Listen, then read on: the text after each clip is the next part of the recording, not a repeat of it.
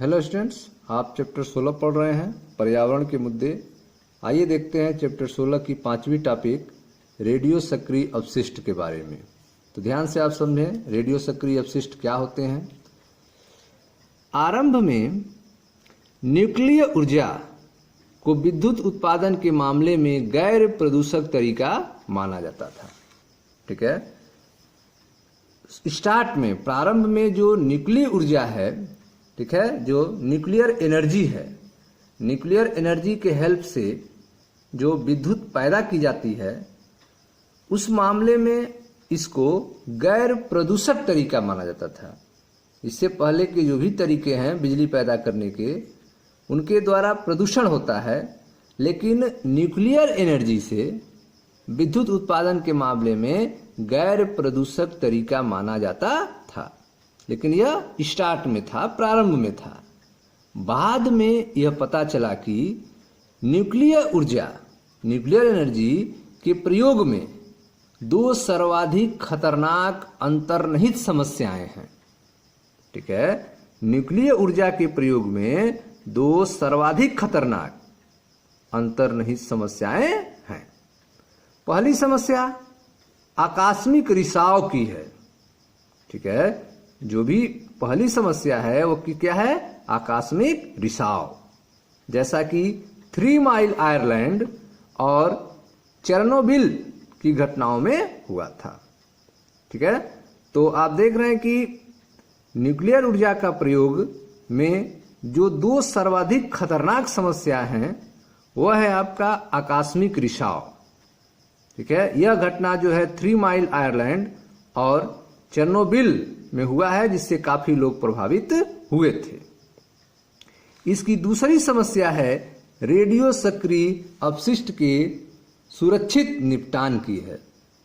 Radio सक्रिय अपशिष्ट के सुरक्षित निपटान की है। ठीक है, कि जो रेडियो सक्रिय अपशिष्ट निकल रहे हैं उनका कैसे निपटान किया जाए, तो ये दो समस्याएं हैं। ठीक है, लेकिन स्टार्ट में यह समझा जा सकता है कि इससे कोई समस्या नहीं होगी, न्यूक्लियर एनर्जी से बिजली पैदा करने में कोई समस्या नहीं है। लेकिन बाद में यह समस्याएं पता चला। आरंभ में न्यूक्लियर ऊर्जा को विद्युत उत्पादन के मामले में गैर प्रदूषक तरीका माना जाता था, परंतु बाद में यह पता चला कि न्यूक्लियर ऊर्जा के प्रयोग में दो सर्वाधिक खतरनाक अंतर्निहित समस्याएं हैं। पहली समस्या आकस्मिक रिसाव, अचानक लीकेज, आकस्मिक रिसाव की है, जैसा कि 3 माइल आयरलैंड और चेरनोबिल की घटनाओं में हुआ था, जिससे काफी लोग प्रभावित हुए थे, कुछ लोग मर भी गए थे। इसकी दूसरी समस्या है रेडियो सक्रिय अपशिष्ट के सुरक्षित निपटान की है। ठीक है, न्यूक्लियर अपशिष्ट से निकलने वाला विकिरण, जो न्यूक्लियर अपशिष्ट है उससे निकलने वाला जो विकिरण है, न्यूक्लियर अपशिष्ट से निकलने वाला विकिरण जीवों के लिए बेहद नुकसानदेह होता है। न्यूक्लियर अपशिष्ट से निकलने वाला विकिरण जीवों के लिए बेहद नुकसानदेह होता है, क्योंकि इसके कारण अति उच्च दर से उत्परिवर्तन होते हैं। ठीक है, डीएनए चेंज हो जाता है, डीएनए सीक्वेंसिंग चेंज हो जाते हैं, म्यूटेशन की घटना होती है।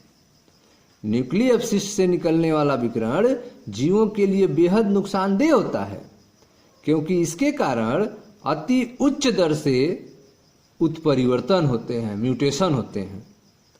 न्यूक्लियर अपशिष्ट विकिरण की ज्यादा मात्रा, अगर न्यूक्लियर अपशिष्ट विकिरण की ज्यादा मात्रा हो, ज्यादा डोज हो, तो यह घातक यानी जानलेवा होती है, लीथल होती है।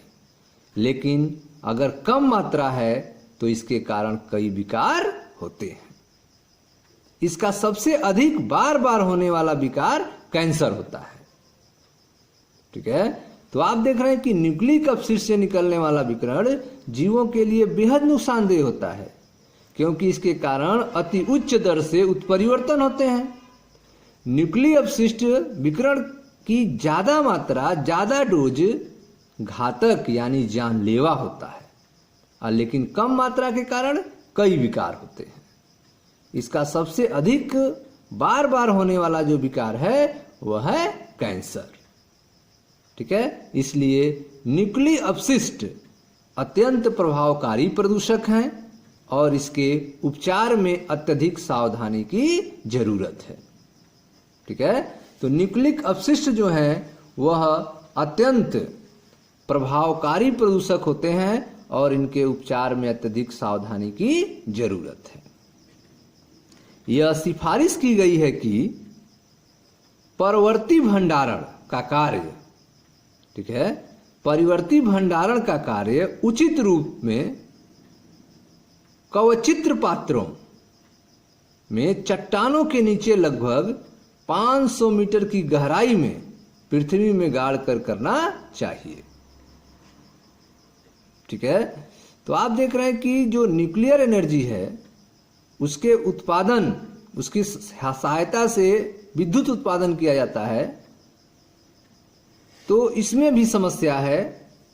पहला है लीकेज की समस्या, रेडियो एक्टिव विकिरण का, रेडिएशन का, और दूसरा है जो न्यूक्लिक अपशिष्ट हैं उनसे कैसे छुटकारा पाया जाए। तो इसके लिए आप देख रहे हैं कि परिवर्ती भंडारण का कार्य उचित रूप से कवचित्र पात्रों में चट्टानों के नीचे 500 मीटर की गहराई में पृथ्वी में गाड़ कर करना चाहिए। यद्यपि निपटान की इस विधि के बारे में भी लोगों का कड़ा विरोध है।